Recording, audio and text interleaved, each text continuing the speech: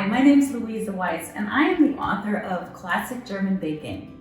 Today, I'm going to be showing you how to make a Sachertorte, which is a classic chocolate cake from Vienna. It's made of a very light yet richly chocolatey sponge that's filled with apricot jam and then coated in apricot jam and the iconic glossy chocolate glaze. It's really a special cake, but it's surprisingly easy to make. So let's get started. Okay, so the first thing we're going to do is preheat the oven to 350 degrees Fahrenheit, which is 180 degrees Celsius. We're going to prepare a 9-inch springform pan by lining it with a piece of parchment paper. I just literally clamp it in the ring. And then buttering and flouring the interior of the pan, the sides and the bottom. Make sure that's a really thin layer of both. And then you want to bring a small pot of water with just about an inch of water in it to a simmer. The ingredients that you're going to need for a Sachertorte are chocolate with at least 50% cocoa solids and butter. You're going to need eggs, powdered sugar, granulated sugar, flour and cornstarch, and salt. And then you're going to need a stand mixer or a very large bowl with a whisk. The first step is to take the chocolate and the butter and put it over the simmering water to melt. So I'm just going to leave that to do its thing. And while that's melting, I'm going to crack the eggs and separate them. So you want to put the egg yolks in the bowl of the stand mixer and the egg whites in another bowl that's very, very clean, because we're going to be beating the egg whites until they're really firm and hold their shape. And in order to have that happen successfully, you need a super, super clean bowl.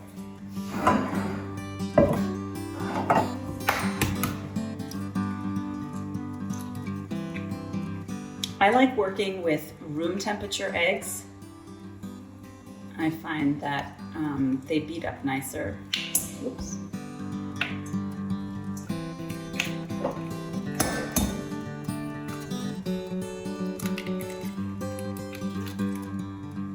Another way to do this is to just plop the eggs in your hands and let the egg whites fall through your fingers.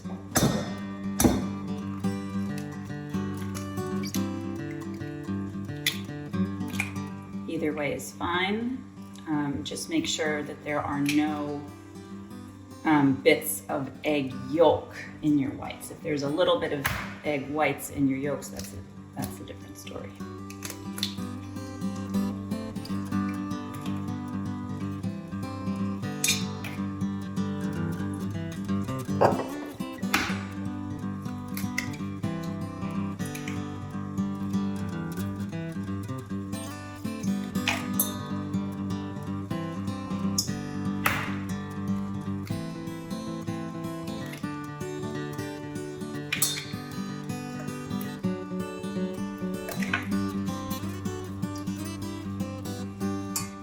Okay, so we're just gonna check in on how the chocolate's melting together with the butter. And it's looking pretty good. I think this cake is best made with chocolate that has 50% to 55% cocoa solids. You can go all the way up to 70. It'll make for a much richer, sort of more grown-up version of the cake. I happen to think that the 50 to 55 is really perfect. It appeals to children and adults. And the interplay later of the chocolate with the slightly tangy apricot preserves is just absolutely lovely. Okay, while the chocolate is finishing up melting over the double boiler, we're going to add confectioner's sugar to the egg yolks.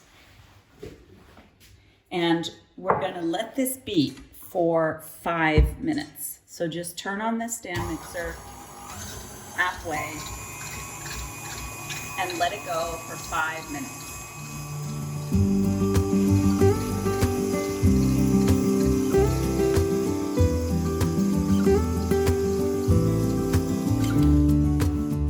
After 5 minutes of beating, the egg yolks and the sugar should be very, very pale, fluffy, and at least tripled in size.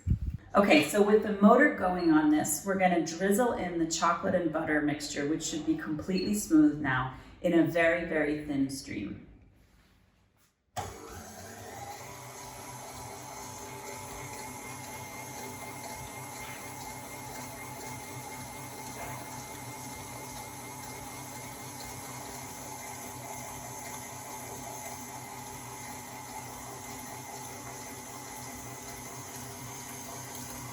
When the melted chocolate has been completely incorporated into the beaten egg yolks and sugar, we're going to turn this off and focus on the egg whites. So first, I'm going to take a 1/4 teaspoon of salt and add that to the egg whites, and then I'm going to start beating it.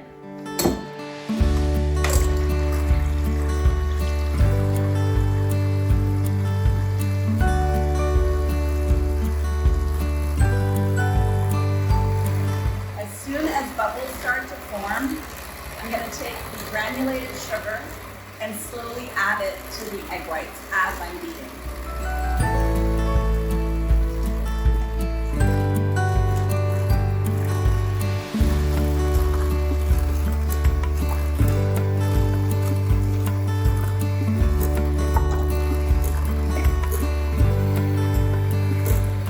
I'm going to continue to beat the egg whites until the sugar has completely dissolved and the egg whites are stiff and glossy.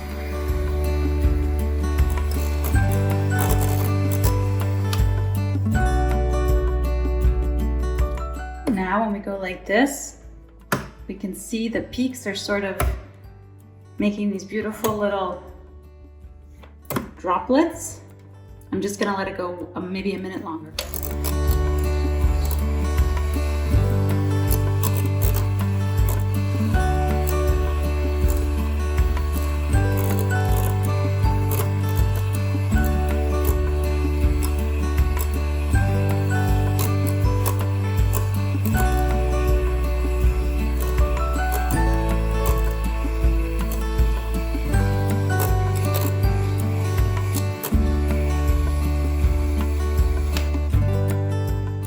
Once your egg whites are ready to go, you're going to take flour and cornstarch and just sift them together into a little bowl. You can either literally use a sifter or else do what I'm doing, which is just with a fork, stir them together, aerating the mixture a little bit and making sure that the two are well combined.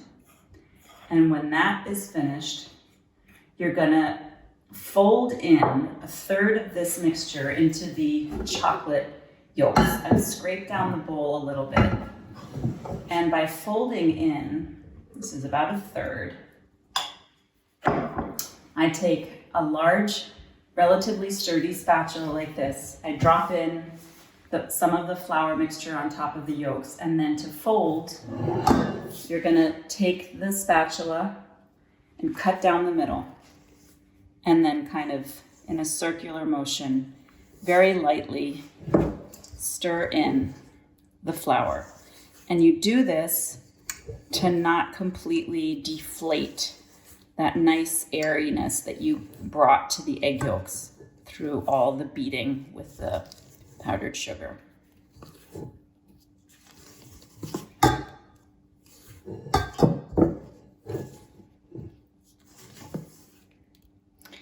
As soon as the flour is looking pretty well combined, we're going to take 1/3 of the beaten egg whites, just with a spoon. And you see how nice and thick that is? It's the perfect consistency. It's such a delight. This is also what you'll use if you want to make meringues. And we're just going to pop in about 1/3. And then using that same cutting and circular motion, you're going to lighten the mixture considerably with the beaten egg whites.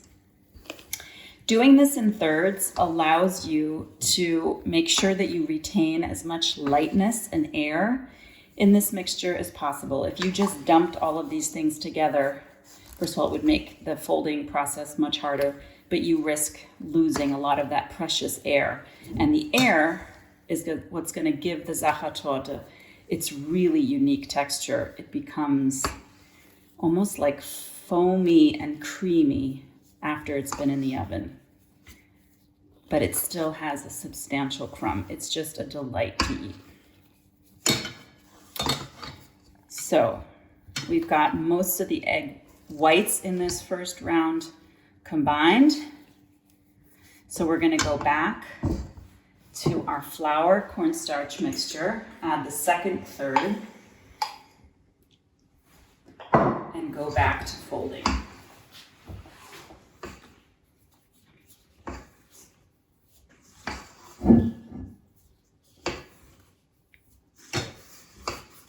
Folding can feel intimidating to people, but it's really about methodical confidence. Don't worry too much about the texture and just stay calm and cool as you draw the spatula through the mixture over and over again. When hardly any flour streaks remain, or really no flour streaks remain, we can go back, get our second, third portion of the egg yolks, and as you can already see, the batter is changing consistency and color, turning into this gorgeous, sort of paler brown, really beautifully light.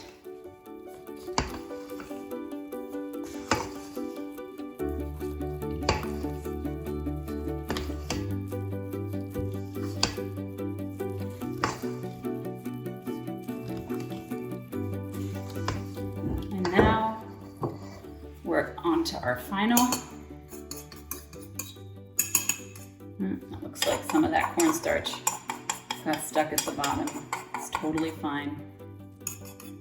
I'm just gonna scrape it in.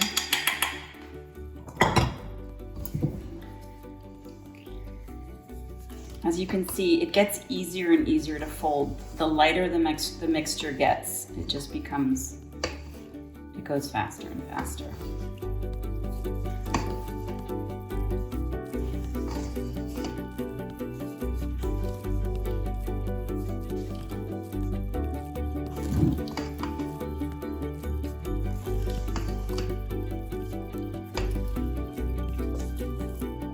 Make sure that you periodically kind of scrape at the bottom of the bowl without deflating the mixture, because sometimes little pockets of dry ingredients can form at the bottom of the bowl.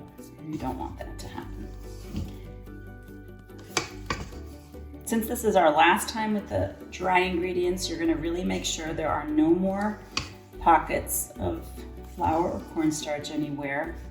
I love this color. And now we're ready for the last batch of egg whites.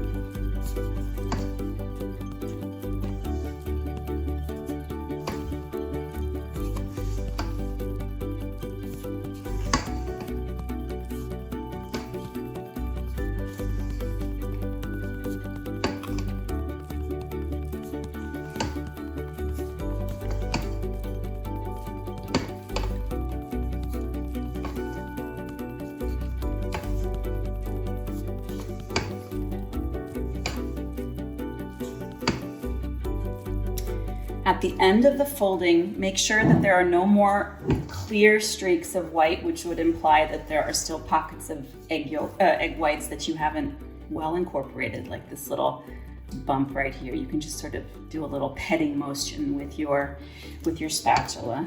And when your mixture looks uniformly light and creamy and airy as a gorgeous chocolate cloud, you are ready. Just gonna do one last little scrape at the bottom of the bowl, like I said earlier. Make sure we don't have any pockets of anything down there. And now you're ready to scrape this into the prepared pan.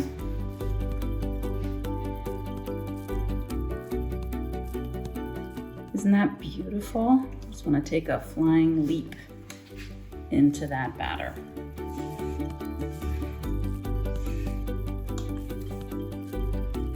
As you see, there are no streaks of flour or egg whites anywhere. The batter's been completely smoothly combined. Everything is uniform. You can still see that it's full of all that air that you took the time to beat in. And when everything is in the pan, it settles very evenly on its own. You're just gonna pop this into the oven and let it bake. What you wanna do is put this into the oven and then, using a wooden spoon, wedge the handle into the door so that a tiny bit of the door remains open. And you're gonna bake the cake like this for 10 minutes. After 10 minutes, you're gonna remove the spoon and turn the heat down a little. What this does is make sure that the heat that's hitting the cake is not too strong and that it allows the crumb and the texture of the cake to bake, but not in a way that would collapse the crumb too much. I'm pretty sure that this is a leftover from a long time ago when ovens were not as perfectly calibrated as they are today. And it might not even be 100% necessary, but making the Sachertorte like this results in a perfect cake every time. And so I just keep it. I like this little historical addition. After 10 minutes, we're just gonna remove the wooden spoon and lower the heat. Okay, so 40 to 45 minutes have gone by and it's time to see if the cake is perfectly done.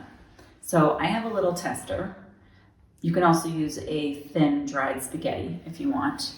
What we're gonna do is open the oven and gently insert this into the thickest part of the cake. Make it go all the way down and then remove it. And the tester is completely clean. There's nothing sticking to it. So this cake is ready.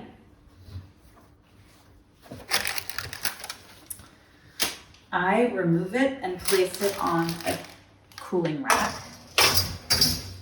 And you're gonna let the cake cool for 10 minutes in the pan. And then after 10 minutes, we're gonna remove the springform and invert the cake and let it cool completely upside down. All right, so the cake has cooled in the pan for 10 minutes. And as you can see, it's sunk down a little bit and it's also shrunk away from the sides of the pan. So what we're gonna do now is very carefully open up the pan. And you can kind of check, come a little closer to see. And it just comes away nicely. If, in case it hadn't, you could use a very thin knife, that being super important to go around the edges once, but in this case, we won't need to do that. The pan, just lift it right off. And now we're gonna turn this upside down. So to do that, just take the pan by the edges and swiftly, also actually kind of helps if you go like this, just gentle.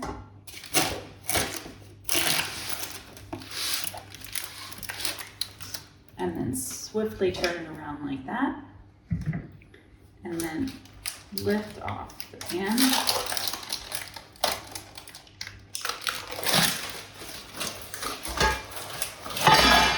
And the reason that we're gonna let the cake cool like this is that you can tell that this side of the cake is of course much smoother and it's gonna look much more beautiful when we glaze it rather than the top side, which was kind of cracked.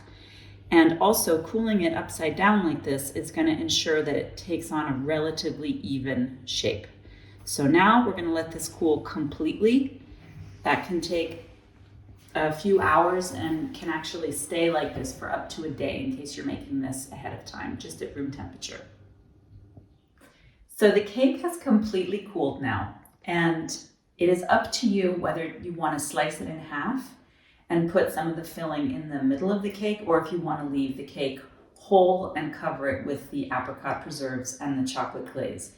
Either one is fine and delicious. I'm going to cut it in half just so that you see how it's done. And to do that, I take a large serrated knife. This is what I usually use for slicing bread.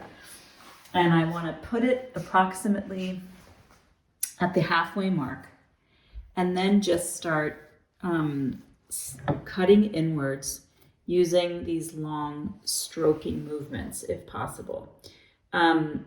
This is not an exact science, but if you turn as you go and sort of continue pushing the knife in and around, you should more or less be able to cut this pretty evenly.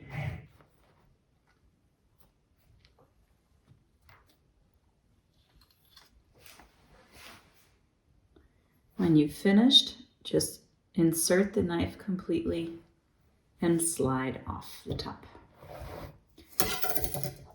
If it's not completely perfect, that's all fine. That's totally fine, because we're going to cover all of this with jam anyway. The most important thing is that this stays nice and smooth. Next up, we're going to make the apricot glaze. And to do that, you want finely pureed apricot preserves. So in Germany and Austria, you can buy preserves, apricot preserves, that are completely smooth like this. If you have a hard time finding completely smooth preserves, just take apricot jam and either puree it with an immersion blender or push it through a fine mesh sieve until you get this perfectly smooth puree. And what we're going to do is heat this up and add 2 tablespoons of rum or Armagnac. If you don't want to use alcohol, you could just use water, but you need a little bit of liquid to loosen the preserves and then give the cake a little extra moisture. When the mixture comes to a boil, you'll see it's quite liquid. You want to continue to whisk and let it cook, let it simmer for just about a minute. And this nice liquid texture is what you're looking for, because it'll be really easy to pour over the cake in just a minute.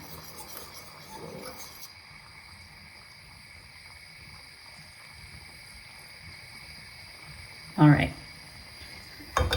we're gonna take this and we're gonna pour about half of it. I'm gonna use a spoon actually. I'm gonna pour about half of it over the bottom piece of the cake.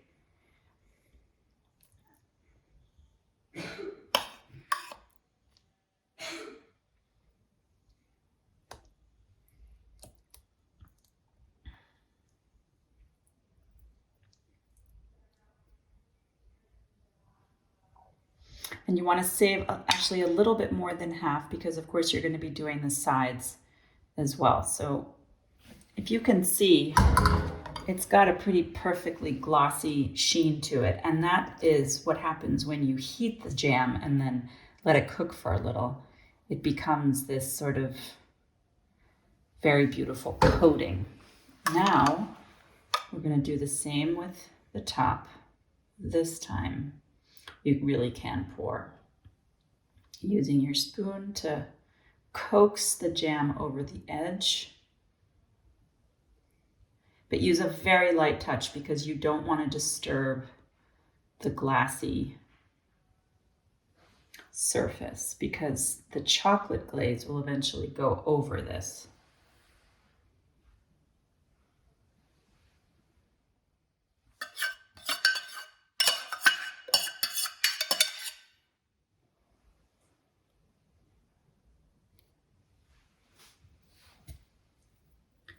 Use the back of your spoon to make sure that the jam is going all the way around. And what this also ends up doing is sort of catching any crumbs that might have been on the side and sort of gluing them in place, so that later when we do the chocolate glaze, it just has a very smooth base to flow over. Now we're going to let this cool until it's completely cool and sort of tacky to the touch. Okay, so now we're going to make what is arguably the most important element of the Sachertorte, which is that really iconic glossy chocolate glaze. And the way we do that is by making a cooked chocolate glaze rather than a buttercream or a ganache.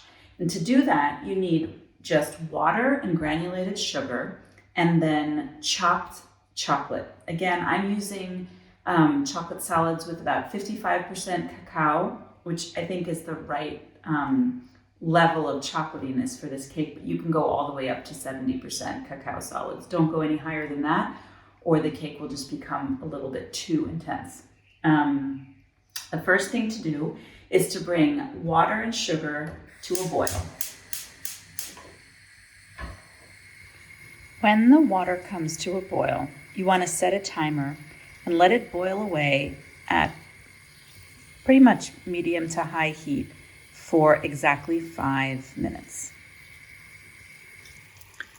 As the mixture bubbles away, you can adjust the heat downwards just a little bit, just enough so that the boil is maintained, but you're not completely evaporating all of the water.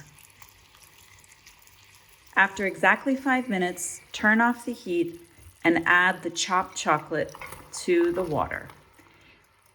One extremely important point for any American viewers watching is that for this recipe to succeed, you must use imported European chocolate in the glaze. Despite numerous tests with all kinds of chocolate available in American grocery stores, from even artisanal American brands, they seized up immediately in this preparation. The only chocolate that doesn't seize up is imported European chocolate. So if you can find Lindt, for example, that's a great candidate, or any other European chocolate, you will be just fine. Stir this around until it has completely melted. This mixture is extremely hot, so be careful.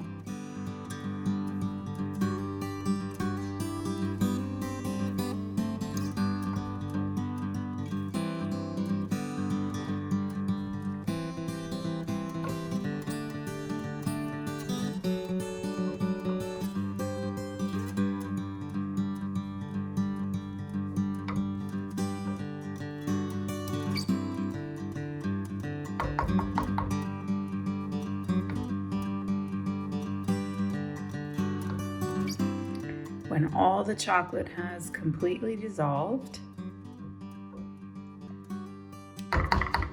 turn the heat back on.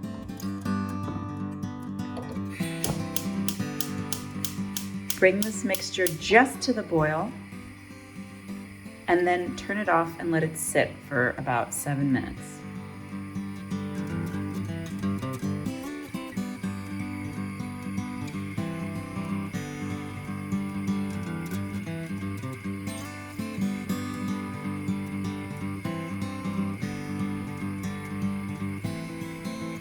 As you can see, there's almost like a skin building at the very, very top of this mixture.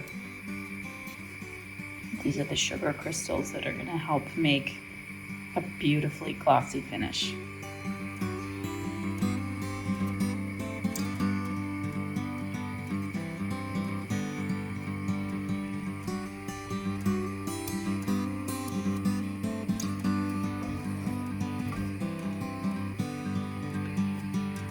Pretty much come to the boil.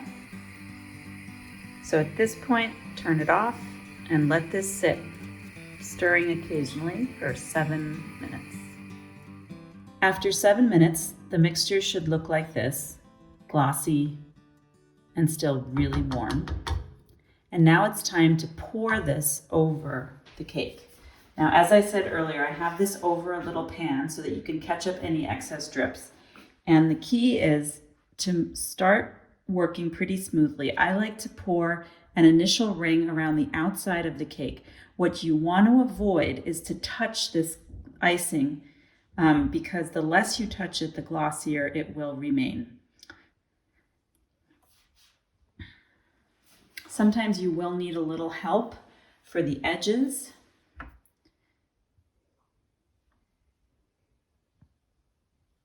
But if you go slowly, you should still be able to retain enough in the pan that you can go around and make sure that there is enough glaze for the entire cake.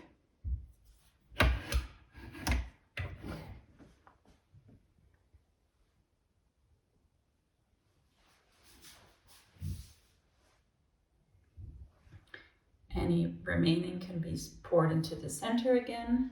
And because the cake is so smooth and so evenly baked, it should be easy enough to just sort of smooth it out like this.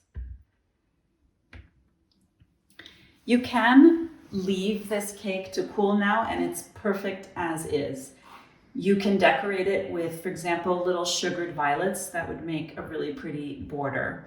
Or you can scrape up the excess icing that's in here, moving quickly though, put it into a piping bag with a very tiny tip.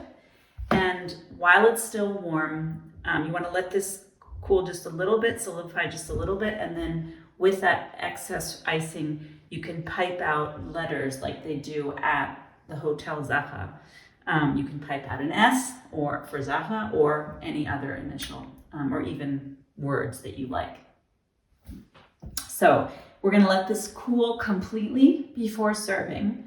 This cake will keep just like this at room temperature for a few days on the counter. You can at some point cover it with plastic wrap. And I hope you really love making this. When this cake has cooled completely, you can get any kind of cake stand or cake plate, wherever you would like to serve this cake. And then using 2 spatulas, it's relatively sturdy once it's cooled. You can wedge the spatulas underneath the cake and then literally just lift it off onto your serving platter.